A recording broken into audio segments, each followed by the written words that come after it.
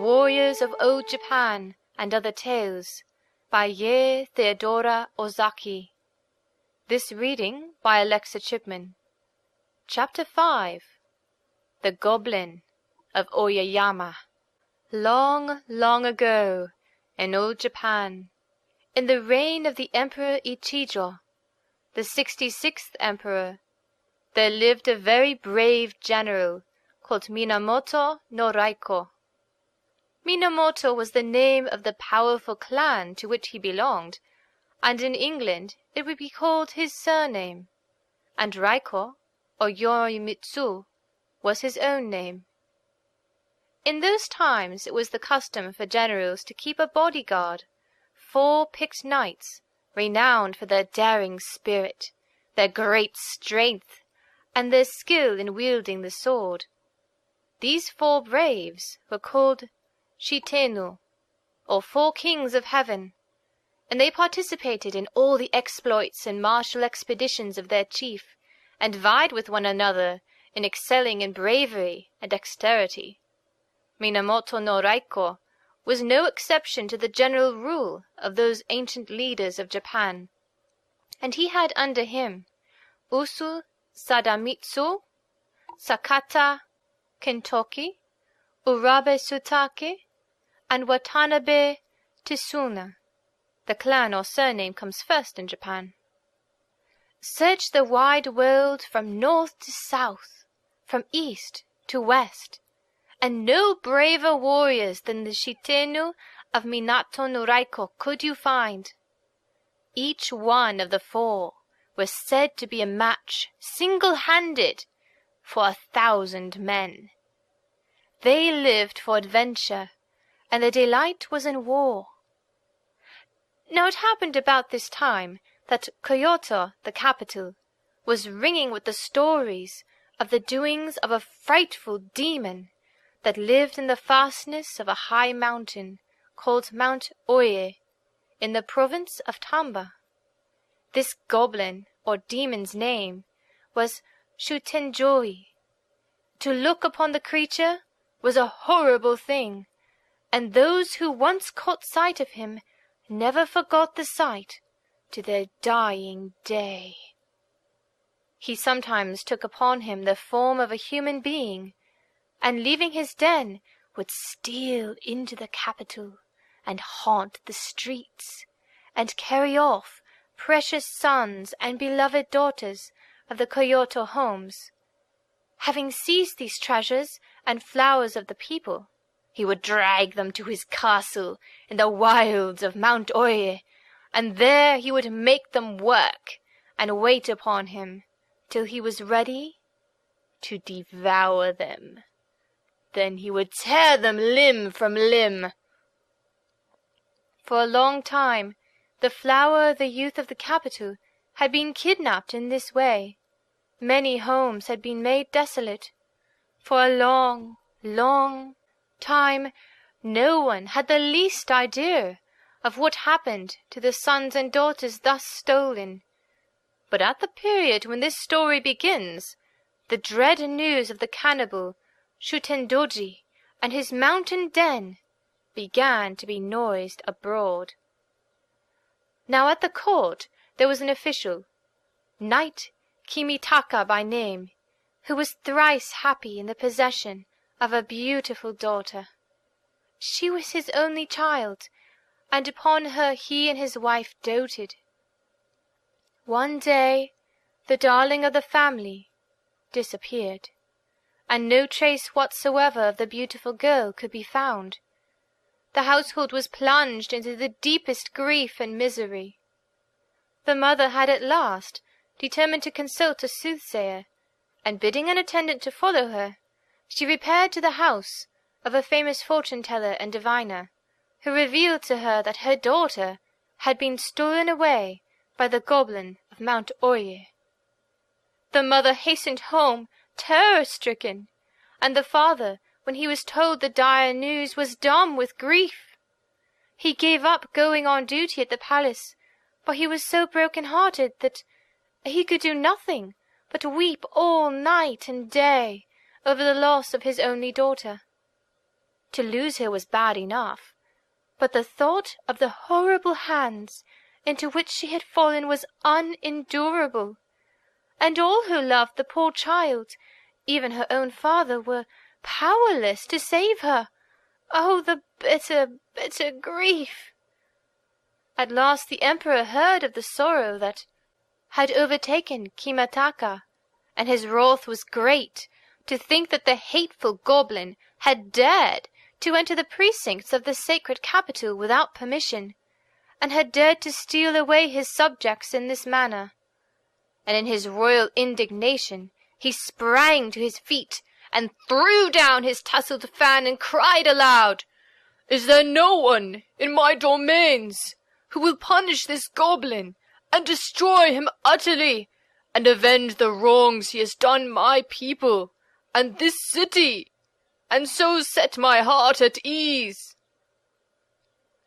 Then the emperor called his council together, and put the matter before them, and asked them what it were best to do, for the city must at all costs be rid of this terrible scourge. "How dare he haunt my dominions, and lay hands on my people, in the very precincts of my palace?" cried the distressed emperor. Then the ministers respectfully answered the emperor and said, "There are numbers of brave warriors in your majesty's realm, but there are none so able to do your bidding as Minamoto no Raiko. We would humbly advise our august emperor, the son of heaven, to send for the knight and command him to slay the demon. Our poor council may not find favor in the Son of Heaven's sight, but at the present moment we can think of nothing else to suggest." This advice pleased the Emperor Ichijo, and he answered that he had often heard of Raiko as a valiant knight and true, who knew not what fear was, and had no doubt that, as his ministers said, he was just the man for the adventure. And so the emperor summoned Raiko to the palace at once. The warrior, on receiving the royal and unexpected summons, hastened to the palace, wondering what it could mean. When he was told what was wanted of him, he prostrated himself before the throne in humble acquiescence to the royal command. Indeed, Raiko was right glad at the thought of the adventure in store for him. It had been quiet for some time in Kyoko, and he and his braves had chafed at the enforced idleness. The more he realized the awful difficulty of his task, the higher his courage and his spirits rose to face it, and the more he determined to do it or die in the attempt. He went home and thought out a plan of action. As the enemy was no human being, but a formidable goblin, he thought that the wisest course would be to resort to stratagem instead of an open encounter. So he decided to take with him a few of his most trusted men rather than a great number of soldiers. He then called together his 4 braves, Kintoki, Sadamitsu, Soitake, and Tsuna, and besides these another knight by name Hirai Yasumasa, nicknamed Hituri, which meant, as applied to him, the only warrior. Raiko told them of the expedition, and explained that as the demon was no common foe, he thought it wise that they should go to his mountain in disguise. In this way they would the more likely and the more easily overcome the goblin. They all agreed to what their chief said, and set about making their preparations with great joy. They polished up their armor, and sharpened their long swords, and tried on their helmets, rejoicing in the prospect of the action confronting them. Before starting on this dangerous enterprise, they thought it wise to seek the protection and blessing of the gods. So Raiko and Yasumasa went to pray for help at the temple of Hachiman, the god of war, at Mount Otoko, while Tsuna and Kintoki went to the Sumiyoshi shrine of the goddess of mercy, and Sadamitsu and Suitake to the temple of Gogin at Kamano. At each shrine the 6 knights offered up the same prayer for divine help and strength, and on bended knees and with hands laid palm to palm, they besought the gods to grant them success in their expedition and a safe return to the capital. Then the brave band disguised themselves as mountain priests. They wore priests' caps and sacerdotal garments and stoles. They hid their armor and their helmets and their weapons in the knapsacks they carried on their backs. In their right hands they carried a pilgrim's staff, and in their left a rosary, and they wore rough straw sandals on their feet. No one meeting these dignified, solemn-looking priests would have thought that they were on their way to attack the Goblin of Mount Oye, and no one would have dreamt that the leader of the band was the warrior Raiko, who for courage and strength had not his peer in the whole of the island empire. In this way Raiko and his men travelled across country, till at last they reached the province of Tamba, and came to the foot of the mountain of Oye. Now, as the goblin has chosen Mount Oye as his place of abode, you can imagine how difficult of access it was. Raiko and his men had often travelled in mountainous districts, but they had never experienced anything like the steepness of Mount Oye. It was indescribable. Great rocks obstructed the way, and the branches of the trees were so thickly interlaced overhead that the light of day could not penetrate through the foliage even at midday. The shadows were so black that the warriors would have been glad of lanterns. Sometimes the path led them over precipices where they could hear the water rushing down the deep ravines beneath. So deep were these chasms that Raiko and his men passed them. They were overcome with giddiness.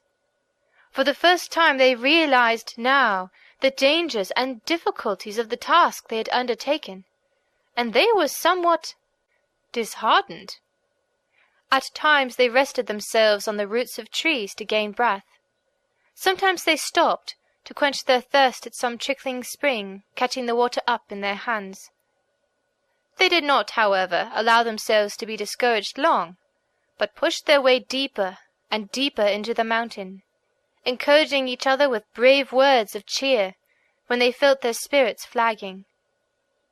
But the thought sometimes crossed their minds, though they one and all kept it to themselves.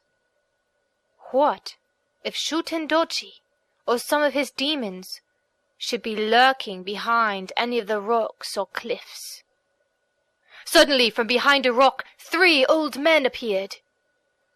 Now Raiko, who was as wise as he was brave, and who at that very moment had been thinking of what he should do were they to encounter the goblin unexpectedly, thought that sure enough here were some of the goblins who had heard of his approach.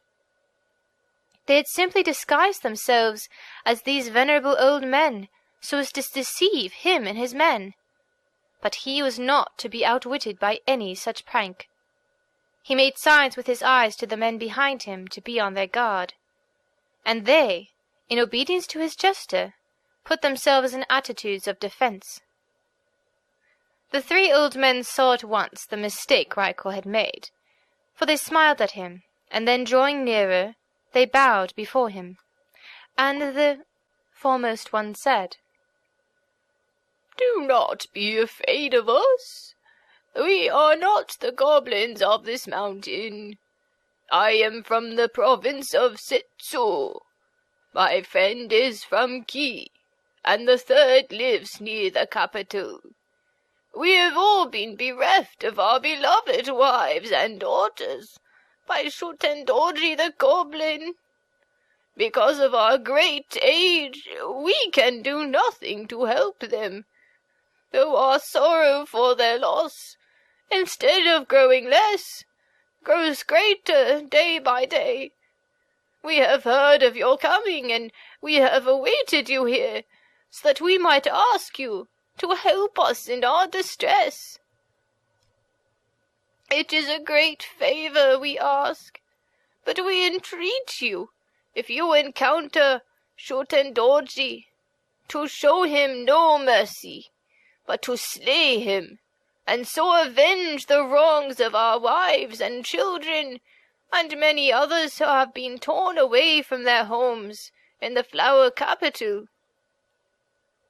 Raiko listened attentively to all the old man said, and then answered, "Now that you have told me so much, I need not reserve the truth from you." And he went on to tell them of the order he had received from the emperor to destroy Shutendoji and his den, and the warrior did his best to comfort the old men and to assure them that he would do all in his power to restore their kidnapped wives and daughters. Then the old men expressed great joy. Their faces beamed like the sun as they thanked Raiko warmly for his kind sympathy, and they presented him with a jar of sake, saying as they bowed low, "As a token of our gratitude, we wish to present you with this magic wine. It is called Shinben Kidokoshu. The name means a cordial for men, but a poison to goblins. Therefore, if a demon drinks of this wine, all his strength will go from him, and he will be as one paralyzed. Before you attack Shutendoji, give him to drink of this wine, and for the rest you will find no difficulty." And with these words, the venerable spokesman handed the warrior a small white stone jar containing the wine.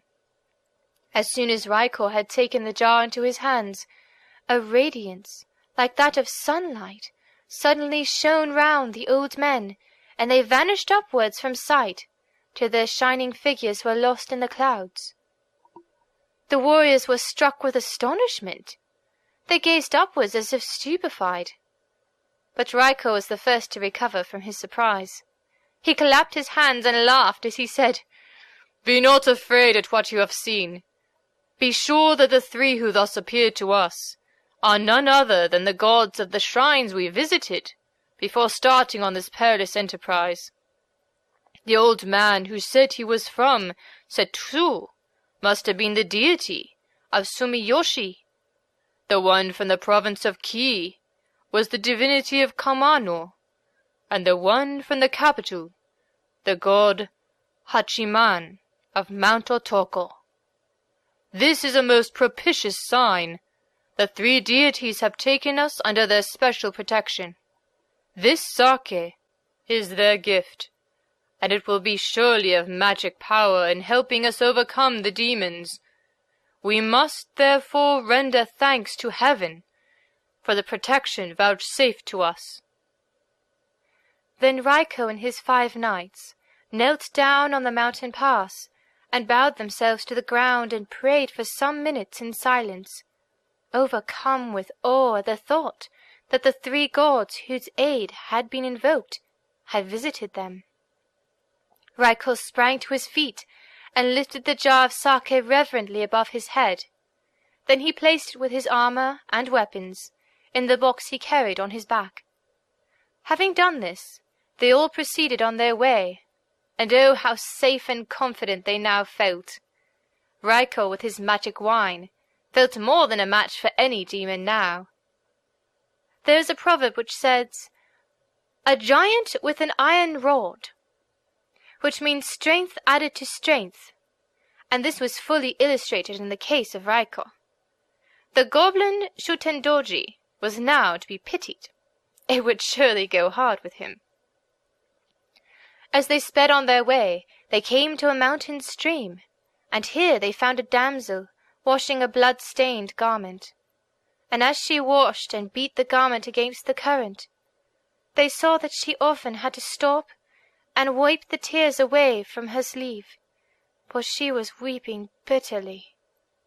Raiko's heart was stirred with pity at her distress, and he went up to her and said, "This is a goblin-haunted mountain. How is it that I find a damsel such as you here?" The princess, for such she was, looked up in his face wonderingly and said, "It is indeed true that this is a goblin-haunted mountain, and hitherto inaccessible to mortals. How is it that you have managed to get here?" And she looked from Raiko to his men. Then Raiko said, "I will tell you the truth quite frankly. The emperor has commanded us to slay the demon. That is why we are here." Without waiting to hear any more, the princess ran up to Raiko in her joy and clung to him, crying out in broken sentences, "Are you indeed the great Raiko, of whom I have so often heard? How thankful I am you have come! I will be your guide to the goblin's den. Hasten, hasten, knight Raiko, and kill the demons. I already feel that I am saved." When they heard these words, the warriors knew that she was one of the goblin's victims. The princess turned and led the way up the hill. Presently they saw a large iron gate guarded by 2 demons. The demon on the right was red, and the demon on the left was black, and each was armed with a great iron stick or club. The princess whispered to Raiko, "Behold you the home of the demon. Enter the gates, and you will find a beautiful palace built of black iron, from the foundations to the roof.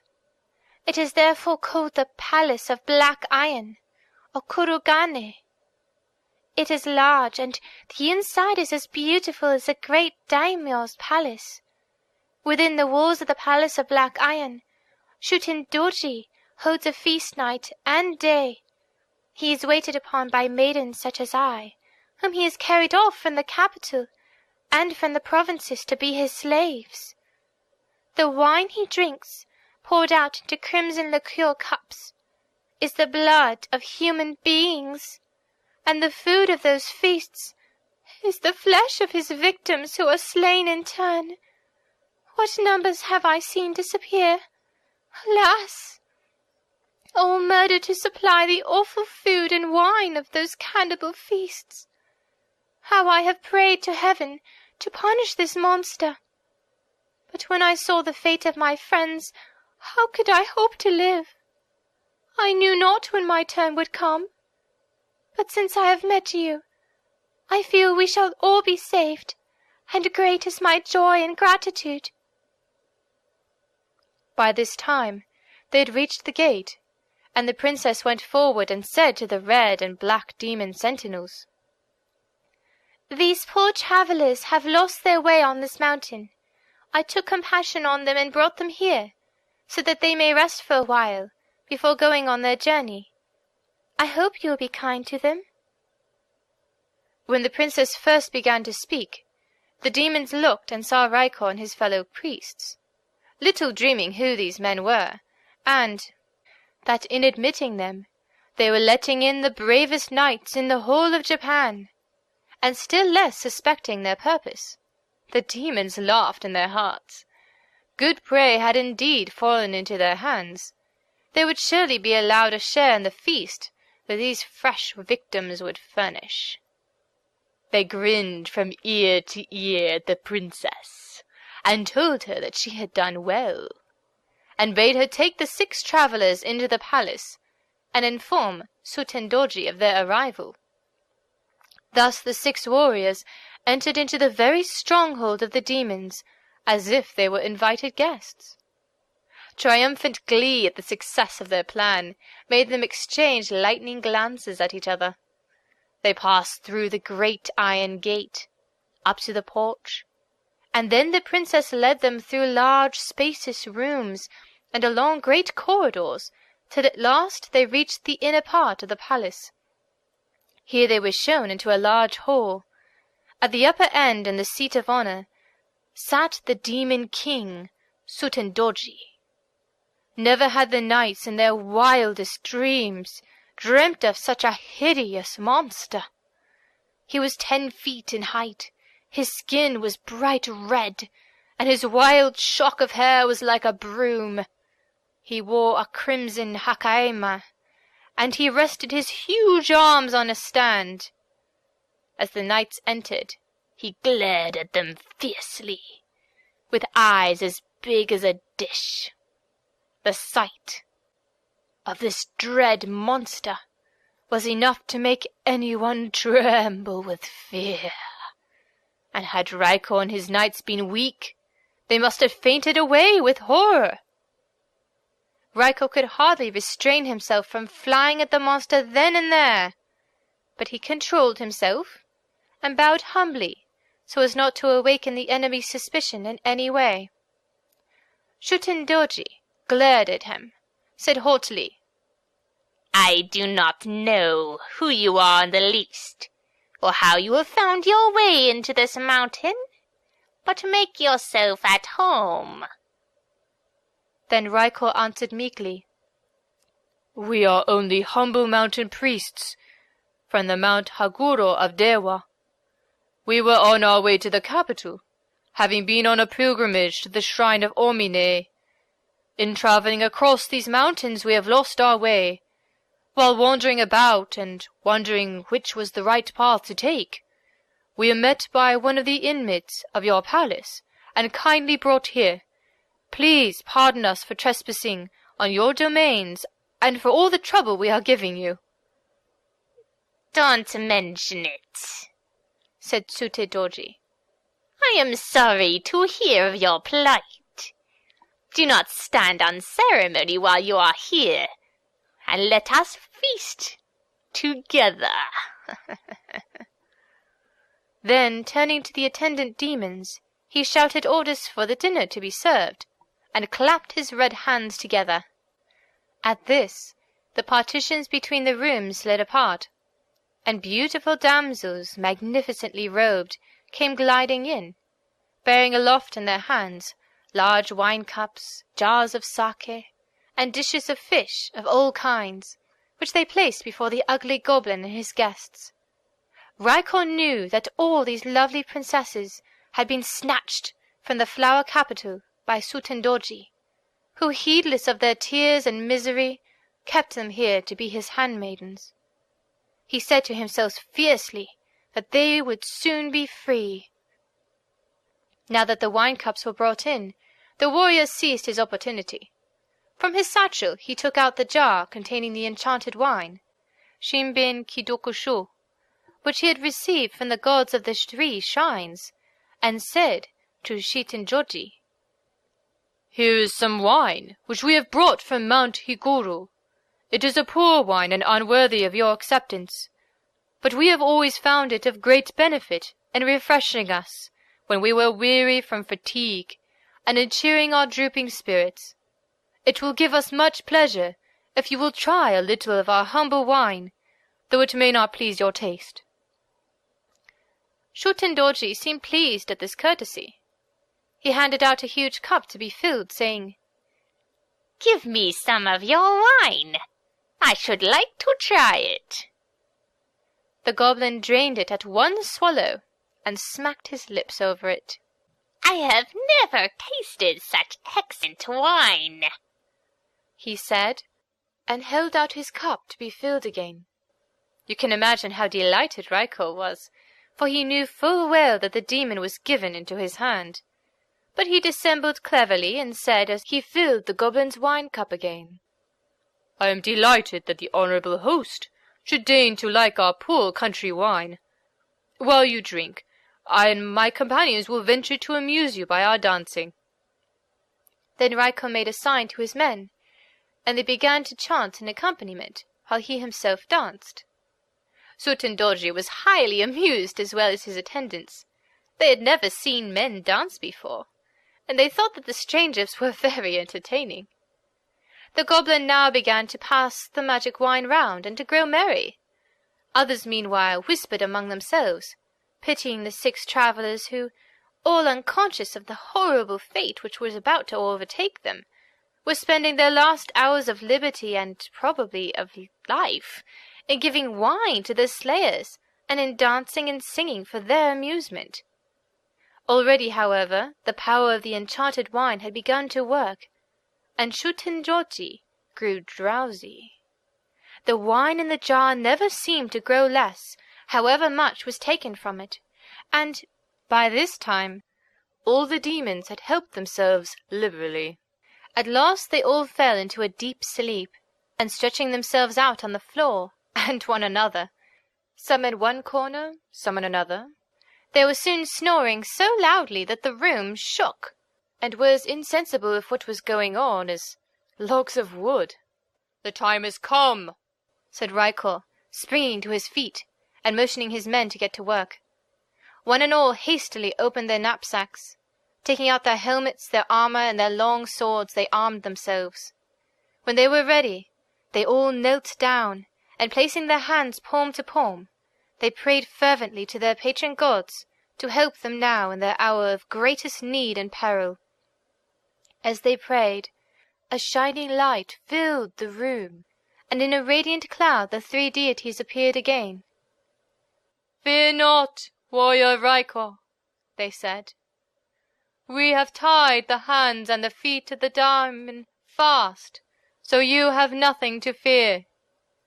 While your knights cut off his limbs, do you cut off his head.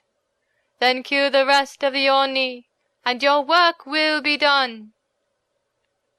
The three old men then disappeared as mysteriously as they had come. Rykor rejoiced at the vision, and worshipped with his heart full of gratitude the vanishing deities. The knights then rose from their knees, took their swords, and wet the rivets with water, so as to fix the blade firmly in the hilt. Then they all stole stealthily and cautiously towards Sutendoji, no longer the timid mountain priests. Clad in full armor, they were transformed into avenging warriors. With flashing eyes and dauntless mien, they moved across the room. The captive princesses standing around realized that these men were deliverers from their beloved capital. Their joy and wonder cannot be put into words. Some cried aloud with joy. Others covered their faces with their sleeves and burst into soft weeping. Others raised their hands to heaven and exclaimed, "A Buddha, come to hell! Surely these brave men will kill the demons and set us free." And with clasped hands they entreated the knights to slay their captors and take them back to their homes. Now Rykor stood over the sleeping Sutendoji with drawn sword, and raising it on high with a mighty sweep, he aimed at the demon's neck, which was as big round as a barrel. The head was severed from the body at one blow, but horrible to relate, instead of falling to the ground, it flew up into the air in a great rage. It hung over Rykor for a moment, snorting flames of fire, then swooped down as if it would bite off the warrior's head. But it was daunted by the glittering star on his helmet, and drew back and gazed in surprise at the transformed man. Rykor was scorched by the demon's flaming breath. Once more he raised his long sword, and striking the terrible head, brought it to the ground at last. The noise of the combat and the triumphant shouts of the warriors awoke the other demons, who roused themselves as quickly as their stupefied senses allowed them. They were in a great fright, and without waiting to get their iron clubs, they made a rush at Rykor, but they were too late. His 5 braves dashed in and attacked them right and left, until in a few minutes there was not one left to tell the tale of the destruction which had come down upon them like the autumn whirlwind upon the leaves of the forest glades.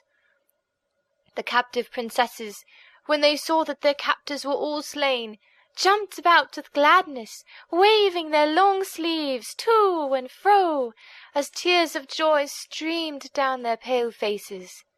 They ran to Rykor and caught hold of his sleeves and praised him, saying, "Oh, Rykor-sama, what a brave and noble knight you are!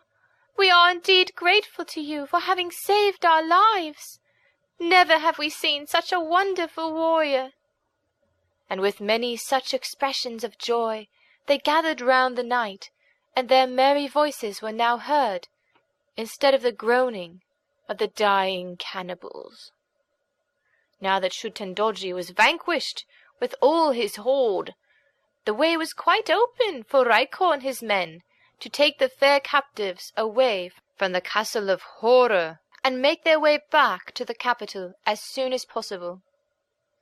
First of all, Raiko tied up the head of Shutendoji with a strong rope and told the 5 brave knights to carry it.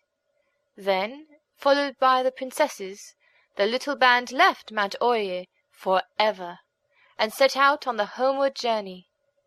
When they reached Kyoto, the news of Raiko's return spread like fire, and the people came out in crowds to welcome the heroes. When the parents of the long-lost damsels saw their daughters again, they felt as if they must be dreaming. It seemed too good to be true that the dear and cherished ones should be restored to them safe and well, and they overwhelmed Raiko with praise and precious gifts. Raiko took the head of Shutendoji to the emperor and told him all that had happened to him. You may be sure that when his majesty heard of the success which had crowned Raiko and his expedition, he awarded him great praise and merit, and bestowed upon him higher court rank than ever. In all the country far and near, Raiko's name was in everyone's mouth, and he was acknowledged to be the greatest warrior in the land. Even in lonely country places, there was not one poor farmer who did not know of the brave deeds of the great general. Ever since then, his portrait is familiar to the boys of Japan, for it is often painted on their kites.